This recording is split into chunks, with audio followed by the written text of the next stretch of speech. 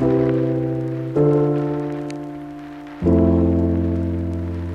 fam! Hey family. Welcome to another episode on our podcast, and today's conversation is going to be sweet, sweeter, sweetest. Always. Choose any adjective of your choice. Always. And as always, my name is Precious, and I have with me Layer is the name. Yes. So today we're going to be talking about something that has to do with our emotional well-being. That has to do with us emotionally. That will Actually. tickle your fantasy, your emotional aspects. Because I Drop feel it. a lot of people are on this table. Even some people have thrown the table away. So we're going to be talking about the emotional costs of always being available for people. All right. The emotional cost of always being there for people. There are some of us, we are minister of people pleaser. You are the commissioner of people pleaser. You are the minister of people pleasing. You are so used to pleasing people that you don't know how to do without it. There's some people that they've pleased their friends, they've pleased their parents, family. Maybe, for example, people of color, when they grew up, among white people, they are so used to pleasing the white folks that when they now start mixing with their own people, and they're people like, I don't really said, like, why, what's there? Like, do what you can do and, like, do your best and, like, move on. So people bring that mentality into their place of work. They bring it even into their new home when they're about to get married. So they begin to please their in-laws for the women. While for the men, they begin to please their in-laws too, because it goes both ways, because they are so used to pleasing people. So I feel we should circle back to the foundation. I mean, even when you were talking, I thought of another category, but let's pick the foundation first. The foundation. Yeah. Because people pleasing or trying to be available for people, I feel it starts from home. Most people pick it up from home. They've seen it somewhere. The culture was planted, or the seed was planted somewhere, either by their parents or the fear their parents have instilled in them that But when you say by their parents, in what way? Let me mention a scenario. For example, some people grew up in a home where you can't, by the time you start entering your teenage years, most teenagers begin to say, oh, if mommy says something, they be like, I don't fully agree with what you're saying. They begin to share their own opinions. They begin to say their mind. But in some homes where you dare not, your opinion is not counted. Keep it, trash it, swallow it. Even if your opinion is the best, they don't want to hear it. And later on, anything and everything, it can result into things they cannot control. People like that begin to enter into wrong relationship, in their teenage years, because they're like, what would daddy say? Or what would mommy say? I remember a scenario that happened, I think that was maybe early this year or late last year, of a boy that is in a hostel. And he threw his bucket, like they're trying to fetch water in the hostel. Okay. So he threw his bucket inside the well. Or his buckets loosed from the rope and fell inside the well. So the fear of, I don't want mommy to talk. Okay. Like if I should go at the end of the time, I don't want mommy to talk. Mommy will do this. This boy entered into the well to get his buckets. He did not survive it. So I'm like, he's so used to like, mom must not talk. So it's in a way, he's pleasing his mom. Like that's another scenario. Okay. But like he's trying to like, the mom must not do this, mom must not do that. Now the parents are like, is it just bucket? Like you could have just left the bucket inside the well. So now they lost their child because of a bucket. Although that could also be him trying to, No. do James Bond to get his the friends, his friends were like, leave it. Like his friends. Oh, so they heard like the report leave from it. him Yes. saying he doesn't want. Like he has to, like his friends is going to talk. His friends were like, let's go of the buckets. I'm sure that it would have happened several times. So I'm sure someone like that, like, so that's like a very extreme version, but like, it still circle back to maybe little things of, we have to honor. Some people are performing, they are reading overdose in school. Like, reading is not a bad thing. Reading is good. We celebrate people that read. But like, they are reading extremely, like they're not having time to sleep, to have fun, to also do other things, because they don't bond them well to come back home with a certain CGPA, or you must not come back home with anything less than 80. Ace might for in some schools start from 70, but maybe in some home it start from 80. And if you come back 90 something. and if you come back home with 75, you are done for. Yes. And the person is trying to like, my parents so used to like that fear. I must not mess up. That child at the end of the day can get to uni, start reading. I might not take a break. I might end up having that blood pressure, my slump, my pass on in Anything can sleep. happen. Anything can happen. Or some might survive it. Take that same spirit, same mentality into their place of work. Start pleasing their boss, like for promotion. Or I must always please this person, please that person. And it's just their life just circle around trying to be available for people. And there are some days where you're not comfortable with it, like as long as let me just be there. And I feel like most of these things start from home. They learnt it somewhere. I think I agree with you. It comes from that mindset. I mean, different people have where the origin of their own people pleasing came from, right? One of the examples would be that I think the feeling would be that they don't feel enough. They don't feel like, as I am, I'm enough. And I really have to do A, B, C, D to be seen and to be accepted. Yeah. Until I do A, B, C, D, that's when I'll be seen and accepted. My being a being or being an human being, just as I am, as a guy or as a girl, I'm not yet enough. So I think parents also do this unconsciously, and they don't know what damage it is causing to their children. I think slowly parenting templates before now had some element of fear let's just let say me use it threats. It's not even fear, it's threats. Let's even use what it had. It lacked a lot of elements of accepting your child as your child is. Yes. Firstly, who was telling me, was it day before yesterday? And my friend was telling me, look, I don't know what's up with parents. I didn't ask to be born. Why did you give birth to me? I know how you may you bring me to this earth. You were the one that brought me to this earth. I didn't ask for this. I mean, as a child, you can be in that phase, but when you grow up, you don't have any excuse anymore. But as a child, the child never asked you to bring him or her to this earth. Yes. So that's on you. Now, having the child or not being able to accept the child as the child is, making the child understand that, look, as you are, without doing anything, you are good. I love you as you are. Its parenting template back then lacked a lot of elements of accepting your child as the child is. Fat, whatever it is. Slim, whatever it is. Brain sharp or not, whatever it is. Some not even willing to wait. Now that there are a lot of children that when they were growing up in primary school, secondary school, they were not intelligent. And some of them, a lot of them start picking up by university. Like quite a number, even start picking up even after university. But like some parents have already zeroed up their mind and like, you are not good enough.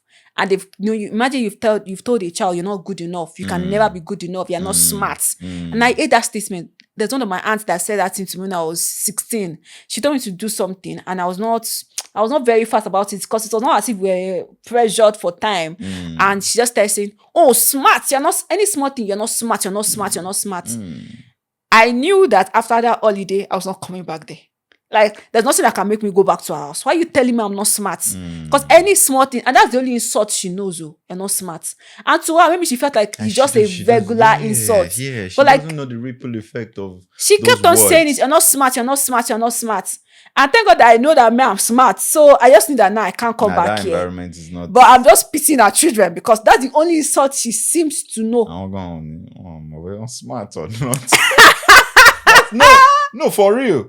Slowly, the children wouldn't know when that would be affecting. Yes, they begin to embody that reality. Whether they like it or not, a part of them will be questioning themselves, even amongst their peers. They will keep questioning themselves, and that's one of the things that this. It's one thing that is happening in the house. But when the child then gets to the environment of friends, peer pressure, that's when you see the people-pleasing effect starting to grow. Yes. Because you were in your father's house. So your father did not accept you as you are. You had to do a lot. Guess what? You now get to the environment where your friends are. This is not your parent. You now find yourself still doing the same thing you were doing to your parents. Yes. Trying to please your friends. Yes. Trying to earn their approval, their consent, their desire, like them to like you and accept you. And slowly, the child begins to lose his or herself. Why we would use the word child is because whosoever is still in that category Is still a child. No, not just Or you're still, still a or that child has That not child healed. in you, yes, Has not has not healed. healed. Yes. That's the word. Because if you're now an adult, let's assume whosoever you're watching this, you're probably in the university, or you're an adult, working or doing proper something with adult, your life. yes. And you would, as an adult, you wouldn't know you are so much of a people pleaser, because it will keep snowboarding in, let's say, very subtle areas. For example, you're in an atmosphere wherein your colleagues are, right? You're seated, you have your share, and some other people step in, just as we are. One part of you will feel like, hey, Let I me should stand up. Ah, Why? I used to do that. Why should you stand up? I used to do that. What? Everybody, Nah, no you send came you. here first. You should have your seats. They will all sort themselves. But why? Because slowly you are not seeing yourself. You're yet to accept yourself. Now that And I also feel like sometimes it's also humility. It is also like disguised as humility, people pleasing. Sometimes some people be like, oh, so I should be like I'm humble. Some people try to use, they to them they are humble, but in the actual sense, it is people pleasing. Yeah. Like, yes, so they might be humble, but like it's like an extreme level of that kind of humility. Because you're trying to imagine it is your place of work and your boss has given you already have enough tax on your table. Then somebody else is coming. Oh, take another tax. I don't know if you've seen this movie. There was a movie we watched during our movie day in church. Okay. I can't remember the title right now. Of the lady in her place of work. She's very good. She's very efficient. But sometimes our colleague will be dropping tax on her. So she was the only person of color in that office. Her colleagues will be dropping tax for her. So she was always doing their work, always doing it. So she will always be at work late into the night. Did not really have time to come back home and bond with her children. So it's kept on effect until the day she was like, you know what? Nobody's going to do this thing. I found that she will do the tax, the colleague will collect the glory. Yeah. So, and that's what usually happen in most situations. The colleague will collect the glory. And you to be as if you're not doing anything, you're not productive. And in the actual sense, you're actually the most productive person on the team. Yeah. So like the person that carry to that people pleasing or that humility, oh, he's my boss. Or I don't want to because you want to be in the good books of that person. And it also shows in church, it shows in your business.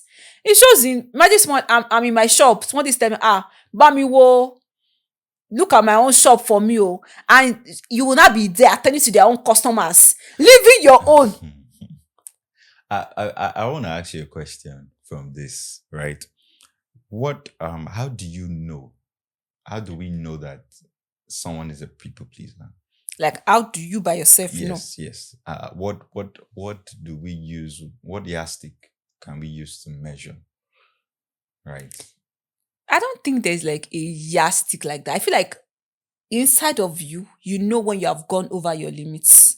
You just know that this thing you are doing. Where there's no boundaries. Yes, this thing you are doing that you won't have done it on a normal day.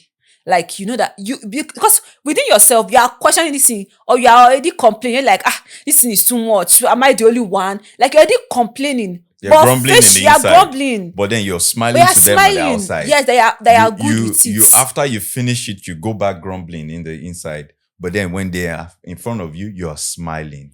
Even while you are facing them, you're also grumbling. You're grumbling, but you're not voicing it out.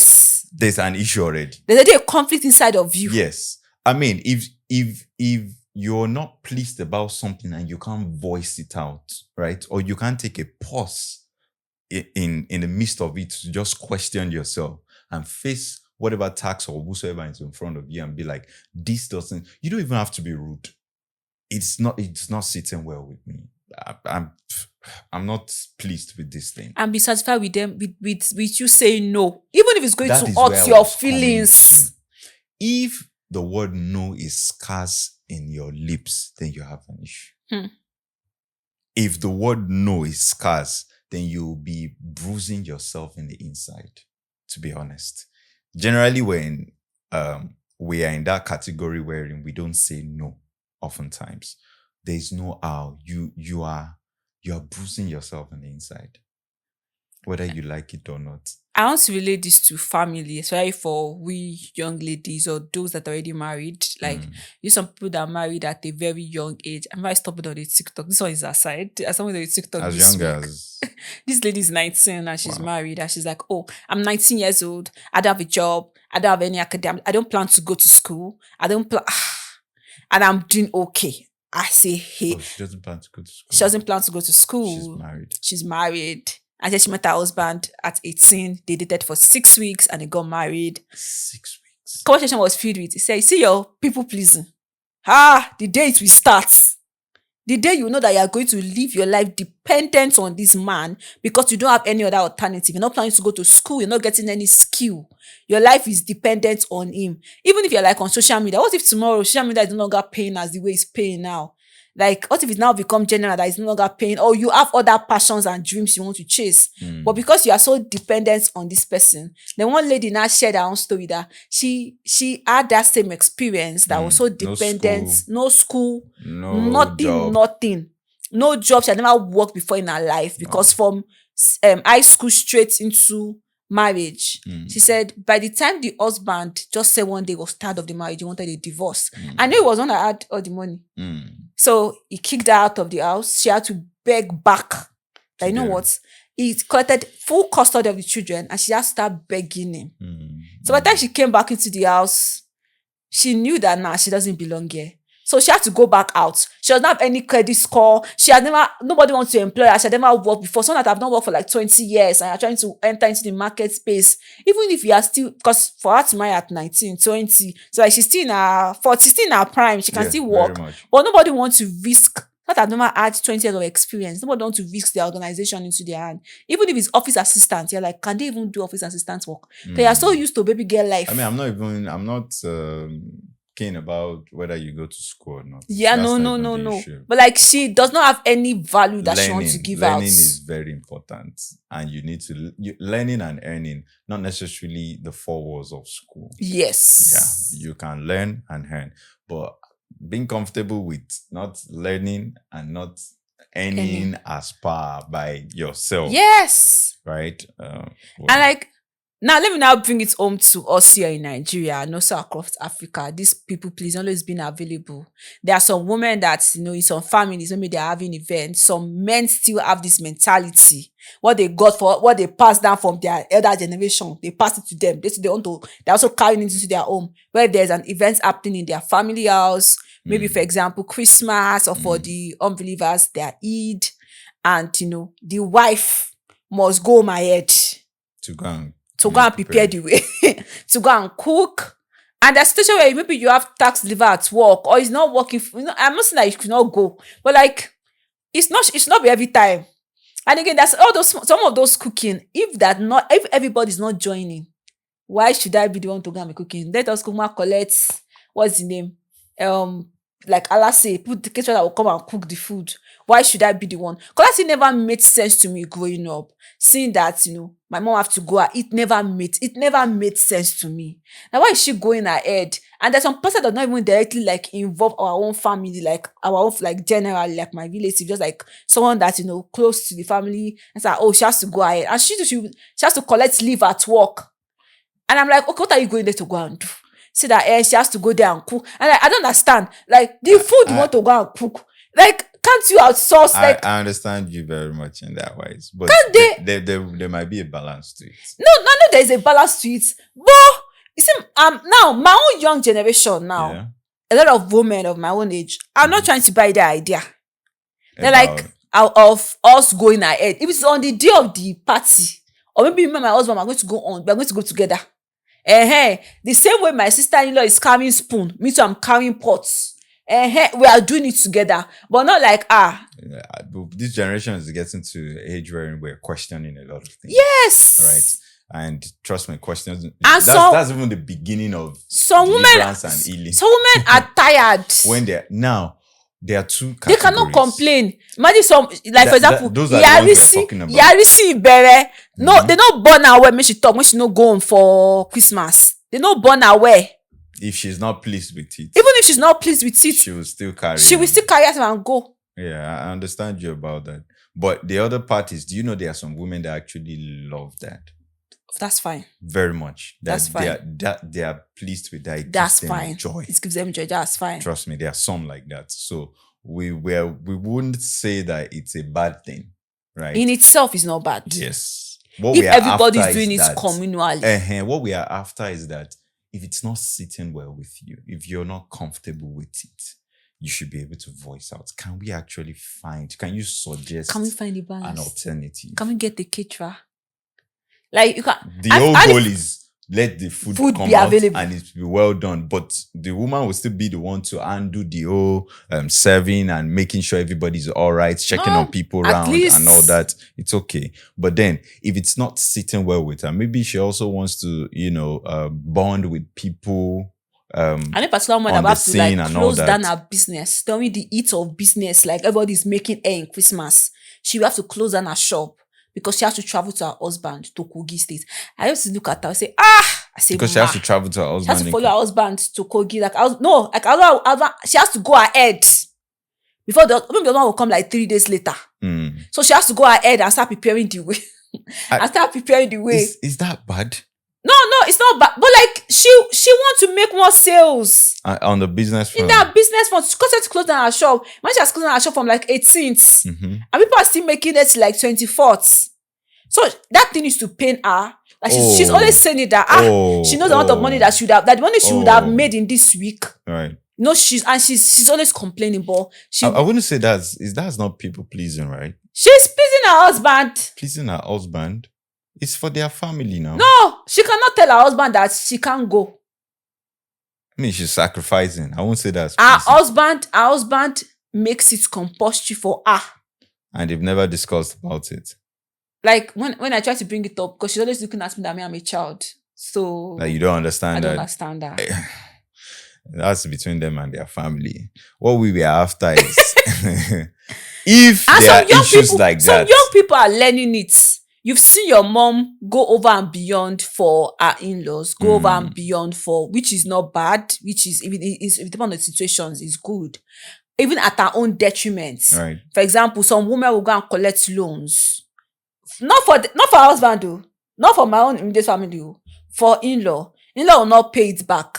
Then you have to pay back that money. And that in-law will come. I've read stories like that. And I'm like, why you people borrow?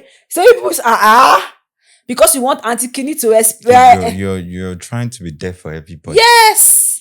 I mean, that's another word. People that try to be there for everybody. And you can't be there for everyone. And that's the truth. You can't be there for everyone. Some people that are Ada in their family. Yeah, they die everything. That one is even crazy. Monica. They die everything. I mean, you can't be there for everybody. Everything has its own boundaries, right? And if you don't know how to say no, it's an issue. A very big issue. You can't be there for everybody. That's very true. You can't. You can try, you understand? Even guess what? I've actually noticed something. There's something I've also noticed in recent time, and it's spiritual. There are some situations that if you're not sensitive in the spirit, right, God might be making someone go through something. And you trying to step in to help could be an hindrance to God's process in the person's life. This thing, very important. That is sometimes you used to be careful with you also help it. Honestly. Because God might be intentionally pushing that person through that season. I have practically seen certain situations like that until I just looked back and said, hold on. Something is actually, because each time I try to step in, something funny is happening on my own side. I'm like, let me hold on. Maybe God is trying to work something in this season. Look, they say this saying, too many free things reduces intelligence. It's an African saying. Too many free things reduces intelligence. Imagine just practically, I'm sorry I'm using a lady as an example. Imagine a lady wearing all through her life, she has everything on the platter of gold, everything she needs, everything she's asking. There's high tendency that such girls, right, like free. They're just collecting free gifts. It reduces intelligence. I agree. That's just the fact. You try to have intelligent conversation with such women, and you can't find much Yes. in the inside of them, right? So if you're in an atmosphere wherein everything is just coming on a platter of gold, like free things. Now, there are some people that will go through certain phase of their life, and it is God that is actually working on them. But you trying to now, there was someone I told when something happened to me in recent times. I said, I really appreciate you're trying to help me, but I feel like there is a fragrance God wants to bring out of me in that season of my life. Not that I don't want help, but I think it's beyond just trying to solve this immediate need I have currently. But I feel like after this need, something else might come around and I'll be in that phase. I'm like, hold on. I think God wants to birth something. There's sometimes God would just make A, B, C, D in your life to just calm down for a season. Probably because He wants something to come out of it. wants to birth something out of Yeah, it. and whenever you go through certain seasons like that, I bet you, that's the real definition of that Minister Dusioye's song. The fragrance of my worship rose up to the Father. it's a different kind of fragrance. So to those that they are pleasing as well, that you are receiving pleasing, I believe if you're over receiver of favors, people pleases, you're also blocking a lot of flow of God in your life. That's true. Trust me, you are. Because God likes to always take the glory without any input. You understand? There are some people like that you've noticed that pattern in your life that when God wants to do His thing with you, He doesn't like any other input. He likes you to come to the state where it is only Him you're looking at. And when you get to that rock bottom, water will gush out. Water will gush out. Sometimes it might just require your isolation for a season. And when you actually follow that season and you press down, double down, you come out with something different. So we have the category of people pleasing, and we have the category of people actually pleasing and interfering with God's agenda in some other people's life. Do you understand? You're pleasing, but you're also interfering with God's agenda in those people's life. Stop it. Yeah. Stop it. First of all, yourself, why are you even pleasing people? That's another category. Why are you pleasing people? That's another category. Like, I feel like everybody should get to a point where you're comfortable with feeling bad that you do not help that person. In some situations, we should all get to that point where there are times when, sometimes people can come and meet me because I help a lot of young people. I like helping young people. But a situation where God will say, I'm not saying you to go and help this one. Like, have you even eaten well? Like, use the money to go and eat. Like, keep that money in your account. Use to go and eat. Use to buy data. And someone that has maybe one person messaged me, another person has messaged me, like 3 or 4 people messaged me. And I'm feeling bad. How would I tell them no? I remember I read a statement during the week where I think it was a comedian that was saying is that we should also, all this stuff. Some of you don't want to say no, but you now tell them, don't worry, I'll work on it. Just give like an element of hope. And think that person that you are giving an element of hope to can hold on to it. I might not go and meet other people. Because the way the girl was saying, the girl was like, if you know you're not ready to help, just say no. Let that person, don't worry, they will sort it out. Last, they will be all right. Like, even if let them just know that they are not contacting you. It's not coming from you. Let them look for help in an alternative way. Like when he said it, I was like, that's true. Because sometimes because I like that for myself. Sometimes I also try to do that. I'm like, oh, don't worry. Then when they now come next, I'll not be like, no, I don't have. But like, let me just break your heart. What I was expecting didn't come through. Sometimes you're also expecting something. Yes. But given that hope that, wait, maybe as that thing comes up, you'd first of all tell the person no first. Right? What you're expecting might come through and it might not come through. Yes. Right? But there's not how you give that hope. Would we say we are trying to please people? I will also call that might not be called pleasing people. That's not you No, trying it's to be available for people, to be there for people. yeah. It's you trying to be there for people because it's not all cases of people pleasing that is bad. Yeah. Like this particular one is not that bad. Yeah. But sometimes keep that money for yourself. Like there's some situation where you also need the help. You know that you need this help, but you're always willing to be like, oh, because somebody else also needs help, and you feel like, oh, this person's help is more important than your own. You let go of it, forgetting that you too need. So if I want to add this to what you just said now, we are putting a balance to it too. Being a source of help, like a source of blessing, a channel of blessing, is not a bad thing. Not bad. Being a philanthropist, being a giver is a very, very, very good thing. What we are just after is where the balance is between yours and the boundaries of your giving, right? There's a scripture that actually says, there's he that scattereth, yet has more. And there's he that withholdeth, right? And get rich the one where they give. Mm-hmm. You understand? I have experienced that practically. It has been a blessing to me in so many ways. Being opening myself up as a channel, right? There are situations where actually I've even done the pleasing to an extreme, and it's turned out to be a blessing to me, right? But I converted it in the sense that not just to please, but okay, for example, I put some things down and I make it available for everybody, right? And then they keep going there and they are taken out of need, truly out of need. And some people keep going there and taking out of those things, and it's helping them for that season. And then at some point, I now be like, damn, they're just taking kiniko, I'm vexed. I'm like, but God, something then speaks to me and be like, can you turn it to prayer? That God, this thing is a minor thing. Yeah. It's actually a minor thing.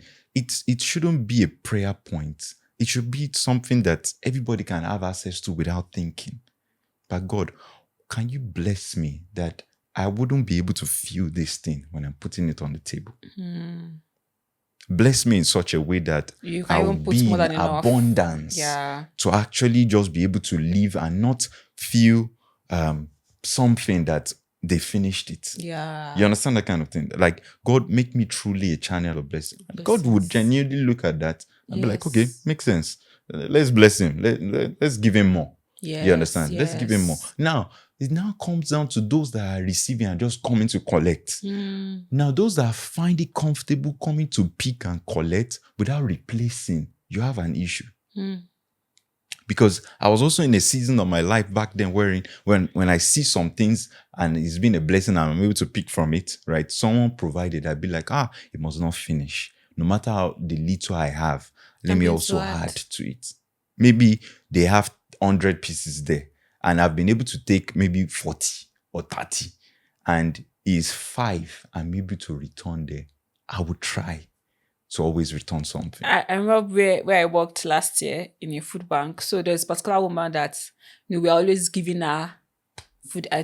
She's nice to return back. Don't think I'm coming to collaborate your studio. She's always calling. So like at the point I had to give her my number, so that I'm like, anytime she can always call me. I don't think that now became like every 2 weeks, and she's always lying that somebody else also needs, so she will bring other people, but I know that those other people she's bringing are related to her, maybe her children, her older children and the likes. Because there was the day I saw her in one hall, like ICC, in the National Conference Center in Ibadan. I saw her there, still coming to come and get same thing, and every time she's always making this prayer that so that our normally ni last month found that now you're helping us. And I'm like, Ma, you said this thing so much, you have not acted on you yourself. Like, let me be able to share, like act on it. Like there's some people that don't have a lot, yes, they receive, even out of what they are receiving, out of the little, they still give out. Blessing, but like she's so used to, at the point, but my boss now started pushing out to me. At first I'll be like, let us give out. Let us find what we can give out. I just call. I say, Mama, am I put number you more? Now you are delivering her by cutting. Don't call me again. Honestly, that's deliverance for her. When you cut such person off, you're helping them to wake up. Yes. More, don't call me. Cut such, because that one has become. Else, there's one beggar I've known for nothing less than 7 to 8 years. Those days when Trufu started and we were in somewhere in UCH, always serving food. I remember back then he will come around with his family, a man with his wife, and sometimes the first format he used to use is petrol just finish in their car. Right. And he did that for years. Coincidentally, I think I saw him last month around Akobo, and he was walking, approaching one guy. The guy was walking on. They both greeted each other. I saw it. They both greeted each other. And after a while, he turned back to try to talk to the guy. I said, I drove towards him and I stood beside him. I said, don't try that nonsense. For how many years you've been doing this begging strategy? As he saw me, he was just doing like that. Sorry. And he left. I said, for how many years? For over 8 years. This same useless strategy you have been doing. What kind of life are you living? I've known over 8 years. I know one man in your church and that same right strategy now. I'm sure he will is still doing. be there. He has been doing it when I was in primary school. Right and now, he's still there. his head is big now. Yes. Chop up off people's money. Honestly, there are people like that. And guess what? The sad thing about their categories is their loss. Yeah. Is their loss. What can you become out of that? Out of begging? There was one day that day I did not really have a lot of money. They can build the house. Yes. You understand? But it's still your loss. Yes. Now you did lose. I'll share a scenario to back it up. One day I did not really have a lot of money that particular season. So that particular day, one boy came to come at me. So I was going home from church and said that I should give him anything I have with him. Then I said, I only have 1K and 600 naira of my transport fare. And I have 400 naira to spend that. I can buy him more. He said I can even buy him more of 200 naira. That he has not eaten any since his money. The way he said the story, it captivated me emotionally. I went to pay for the moment for him. Only to realize that I went to go and meet somebody else, told that person the same thing, for the person to buy him another more again. So I was going to be dropping the moment with someone. So maybe the moment woman already knows him and maybe he's going back to return it and getting the money back, or maybe they are sharing the money. So another, I felt so bad. Like I felt like he cheated me. Because I'm like, I could have used the money. That's why I have a lot of me. The volition of your heart is actually causing more blockage in this way, in the realm of the spirit. It's pained me. Like I felt cheated. I was like, no, I could have used money for something else. Like if I knew that I was begging up and down, to be honest, I thought that maybe. And imagine you give from a good heart, from a good place, right? Who is losing? Is it you that you give the last out of your pocket, No. and he that is just using that to scam people? He's the one that has lost. That's actually the truth. And the following week again after service, I still saw him there. I say, this one now your work. Yeah. Miss me. Yeah, that's it. Miss me. I mean, if I had something again to this is Jesus also had a balance to this thing. Now, what's that scripture where there was someone begging Jesus for healing, and she was using the crumbs of the table, even the dogs. Yes, even the dogs. Yes. You understand? Yes. Now, Jesus was disciplined, even with the gift of healing and deliverance, to target only the people he has been sent to. You understand? And they said, look, I wasn't sent to you. It's not you people that I was called to. It was focused on the people who was called to. But then they pleaded for mercy. That's just to say that sometimes there are givings that goes direct. You should be disciplined. You should know when you should be available for people and when you should Discipline not. goes a long way. There are some that you know that it's the Holy Spirit that is prompting you to be there for them, to support Even them. It's spiritual. That's another thing we need to take out that tax at work, to take on that extra work. It is spiritual. There are days like that. There are weeks. There are even months like that. But there are some times that you yourself, you know that I'm overdoing this thing. And I find that in some situations where you keep, it's like a situation where, you and your colleagues, someone's always bringing tax to you, or you're always doing the tax of other people. You're always taking on that board. Aside from that, it will affect you elsewise. Yeah. And I think that it might later lead to that they will not grow. Yeah, that's another thing. You block they won't grow. Yeah, yes.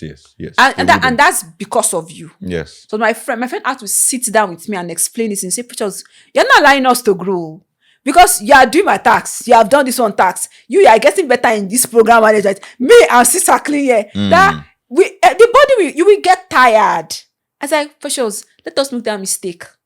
If we made that mistake, you will correct us. Honestly. So let us make that, like, my friend has to sit down with me, like, and this thing, say, you are getting so used to this that you will carry it into big organizations and you overwhelm yourself with work. Your junior colleagues will not grow because I'm not giving them, you will not know the kind of work you're meant to sift down for them to do because you are trying to be like, I can do all things and you are killing yourself. They won't grow. That's the fact. And that one, that's the part I would like us to they won't grow. People that keep receiving too much of help, free. I mean, we are not talking about the blessings of God. That's why I love this. That's why you can receive in abundance. That's why I love it. This is that when pastors now teach on favor, they're also saying that you also have your own part of work. You need to go and work. Yes, I know that we are playing their favor so as like a shield. When I get to work, they favor me. You self do your part, do the work. I like the fact that they're now balancing it now. Because some Christians are going around praying for miracle money, not knowing when you go and do your work and you have more than enough customers come and patronize you, it's still miracle money because in a way, you could have been at home and not go to work. So God channeled people towards your businesses and they place order for your products. It's still a miracle. It's still miracle money. So then we are at home saying that you will receive one dangerous money in your account. They play. If you receive that kind of money in your account, you should be the one to go to the bank and say, error. Where how you take? How did this money enter my account? They need to be saying, that's a miracle. Which miracle? Well, I think wrapping up on this our topic, right? Yeah. It will be that we're talking about people pleasing. Emotional cost of being available for people. The emotional cost. The balance should be that you should love yourself. Very important. And know the balance. Don't cease to say no. Exercise saying no. Sometimes just be throwing it out. Exercise. Throw it out. Let the Holy Spirit now be the one to minister to you again. Yes. Be like, oh, okay. It's okay. No problem. We can try to do it. You understand? Exercise saying no. For those who already feel like they have low self-esteem. If you have low self-esteem, you should be able to tell. Trust me. You should be able to tell. You will know it within yourself to an extent that I have a little bit of low self-esteem. Yeah. One of the practices you do is exercise saying no. Right? Exercise it. When you're not comfortable with certain things, tasks or requests from people, firstly, right, voice out what you're not comfortable with. Even if your voice is not hard in that particular instance, they will start taking notes. Just try to communicate. We're not saying you might end up doing it too, still. Yes. But voice out the fact that you're not comfortable with it. Voice it out. Exercise and saying no, voice it out. Those are the two, one of the two remedies that we're going to do. And even if the person is your partner, the person is your spouse, the person keep pushing all the responsibility on your head, or it depends on the dimension of the responsibility, but like you both know what is happening in your marriage and like you are always the one taking it on. Maybe you're a lady, you're the one doing all the house chores and you're like it's overwhelming you. And you never for once told your partner never for once expressed yourself. Please, you self be assisting me. There's some husbands or even some wives that when they come back, they're not organized. They're very disorganized. And you as a partner, you are a very organized person. Every now and then he keeps throwing things and you have never told him. Disorganizing the house and you keep doing it. A time will come, you'll be able to take it in. Bust out. And you will just bust out. When you could have just been saying it that, please, next time put it in the basket or wash the plates. If you don't meet any plates in the zinc, wash it. Don't leave plates for there's no angel coming from heaven to come and wash it. But sometimes you might even say jokingly that, are you sending angel to come and wash the plates? Are you say wash them now? You've passed the message. And there are some situations where you don't have to say it jokingly. You have to say it as it is. Uncle, wash it. And see, some people still, they are used to pleasing their roommates in universities. Maybe that your roommate is not taking care of you. And the person is doing things you don't like. Learn to say no. Say the no. Say the no. Voice out. Sometimes you might feel sad, or you might feel bitter. You might feel like, why did I say that no? Say it. Say it, actually. You are toughening your heart. Because people will just take you for a ride. And that's not a good place to be. And that's how life is. People always, they always milk whatever opportunities that comes their way. People that, guess what? People around you know that you're a people pleaser. Very true. Yes, they know. And they will continue to leverage on that part of you. Yes. Because you're vulnerable, right? Voice out and love yourself. You are enough. You are fearfully and wonderfully made. You are enough. And sometimes people you're even trying to please might not even know you're trying to please them. Yeah. Like they might not know in Yeah, all they are not even sincerity, aware. they're not even aware. Yeah. There are And some you are category just the like one that. doing it. They just feel like that's your nature. Yes. And you know that is not your nature. There's some situation like that where Yeah, there are they some. But they will now interpret it as, you're a very nice person. Yes. But you yourself know that this thing is not okay with you. But you're not voicing out. I know one or two people like that, and they will never really voice out. They are tired. It's not okay by them. If I'm the boss, I will help you. It's not me. Please, it's okay. As a social, when people are always trying to, it's too much. You've done, it's too, it's not reached that level. Calm down. So I also want to like try to help them too, so they don't, because some people, there's someone I know that always like to respect everybody they come across, older or younger or older. It's when I'll be like, you see me, when I'm here, after you've greeted me once, you see the other greetings, I don't want. It's enough. It's enough. Well, good. So like, I'm when they're trying to do it for other people, I'm like, no, don't. I'm actually the most senior person here. Don't do like that too. You share your knowledge, share your impact. Come here confidently. Don't do that. So some people are like, she's used to doing it and leave it. Don't do that. So that in a way we also have to like protect people like that too. If we know people like that around us that are always used to being there for people, if you identify that trait, just try to help them so that they can come out of it. Because we also have to help them too, so they don't wallow in it. And there are some people that we cannot help. Keep listening, don't please people. No. Thank you very much. Thank you for enjoying today's episode. Please do well to like, share, and make comments. And if you have other opinions, experience, please feel free to share in the comment section. Yeah. We'll see you guys in the next episode. Stay tuned.